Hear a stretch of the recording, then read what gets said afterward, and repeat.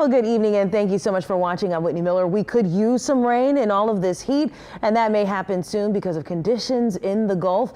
And you can see skies, they're pretty clear in Santa Monica, California, as Hurricane Hilary nears the state in the Pacific a little more than 24 hours before the Saints played the Chargers there. Our local weather expert, Alexandra Cranford, is keeping an eye on the tropics for us this evening. And Alexandra, when can we expect some rain here at home?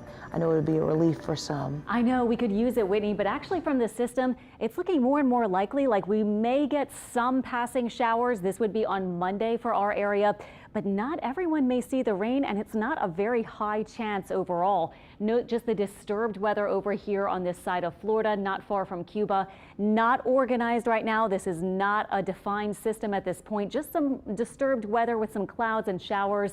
We are expecting this to move across the Gulf of Mexico into tomorrow, Monday, Tuesday, and eventually move probably into southern Texas at the early to middle part of this coming week. And as it does so, it might spread a little rain. It might bring us a bit of a breeze, but we're not looking for really big impacts for our area at this point from this system. It does have a medium chance, 50% for developing into a depression or maybe even a tropical storm, but models not really showing that or showing a lot of aggressive development with this.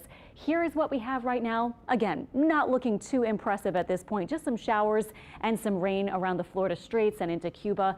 So what are we expecting? No big local impacts. Again, as I mentioned, some rain possible on Monday, especially farther south, of course, because it looks like it will track south of us and just spread that rain in. So the farther south you are, the better chance you do have. And then that breezy feel on Monday and Tuesday. We'll talk more about that in a second, but just look at this. Half a dozen or more spots either developed or actually most of them not developed, but just spots that we're watching for potential development.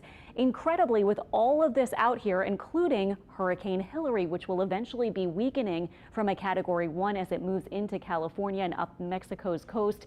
Even though we have all these spots, we have no threats for our part of the Gulf Coast. I'll go into detail with this. Obviously, there's a lot to talk about, but fortunately, we do not expect any imminent threats from these spots, as many of them may stay out and may also fizzle even if they are able to develop. I'll have a lot more on that coming up in a few minutes.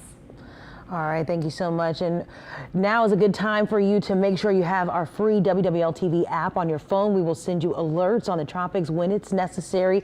And you can also plan your day around the forecast outlooks. Our app is available to download right now.